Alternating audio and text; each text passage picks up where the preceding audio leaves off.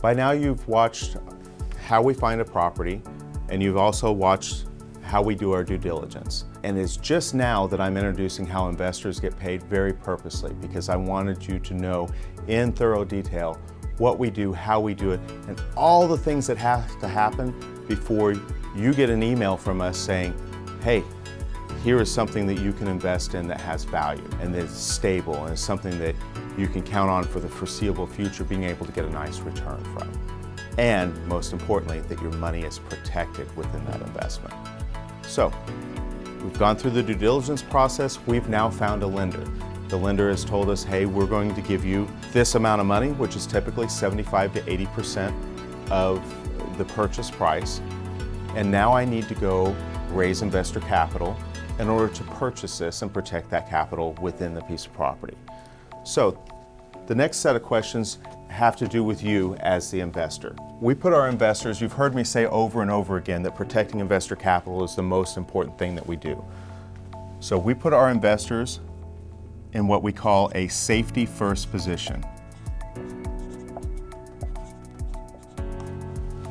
Looking at the investor, putting them in the first position, putting them in the first position in decision making, but also in the cash flow and how we pay people. So the first part of the safety first position is that we give a preferred return. Typically in one of my deals, that's somewhere between a 6 and an 8% preferred return. Where does that come from? Well, this comes from the cash flow on the property. We're buying very stabilized properties that already have a good return, that we're buying 20-25% under value. So we have, from those properties, after we pay our mortgage payment, we have cash flow that comes from that property. The first cash flow that we get after all the expenses are paid on the property, including the mortgage, first cash flow goes to our investors. On an annual basis, typically we'll have an 8%, maybe a 6%, maybe a 7%, but typically it's an 8% preferred return. What that equates to is an investor who puts in $200,000 on a monthly basis. Before the 15th of the month, like clockwork, every month, that investor is going to get $1333.33 ACH'd into their account. Now, what is $1333.33? So if I have $200,000 and I multiply that by 8% or 0.08, you're going to find that that's $16,000. $16,000 divided by 12 is $1333.33. And so that is what gets ACH into a $200,000 investor's account every month, like clockwork, before the 15th of the month. And then once a quarter, January, April, July, and October, you're going to get an additional payment that comes in should there be cash flow more than your 8% return.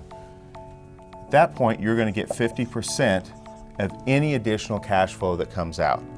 On a typical one of my deals, and if you look at our portfolio history, which is also available online, typical one of my deals, that's another 2 to 4% return on your money on an annual basis. So let's come back here. We've got $16,000 a year when we take $1333.33 per month, multiply it times 12. Then we have another 2 to 4%. Let's just say it's 2. Well, 8% plus 2% is a 10% total return on our property, and that's a very typical return.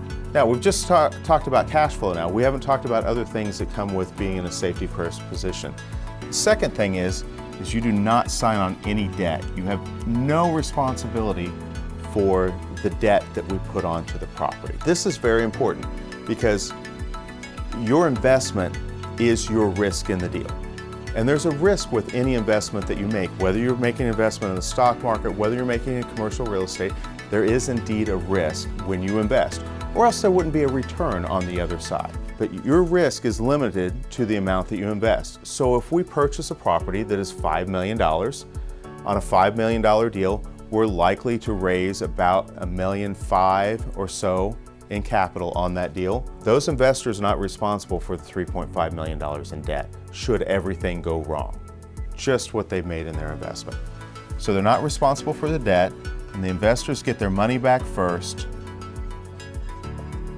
on sale or a refinance. As a rule, we don't typically refinance a deal to crank investor capital out. My mentors, still have properties they bought 30 and 40 years ago. They're still paying a preferred return to those investors. If you pay back all the investor capital, one of the benefits of doing that is you no longer, as a syndicator, which is what I am, you no longer have to pay your preferred returns, and therefore I can make more money. Well, my goal is to protect investor capital. And if I protect investor capital and I do my job, my family and my organization will do just fine long term. But I start looking at these guys that are 30, 40 years in, and those payments that they get every month, those payments are what they're living off of now. Doctor, attorney who is making lots of money earlier in their life, or business owner who's making lots of money earlier in their life, is now not out there doing that on a regular basis. Those cash flow payments make a difference, or it makes a difference to their kids' lives. Both of those things can occur. So when we sell a property, an investor will get their money back first on a sale or a refinance. So we're going to stop here for just a second. When you get your money back first on a sale or refinance, you get that. And then you get 50% of whatever is left over in any of our accounts at that time. So that includes the reserve accounts, that includes whatever money we get from a buyer on the property. So I'm going to stop here for a second and I'm going to talk about how that works.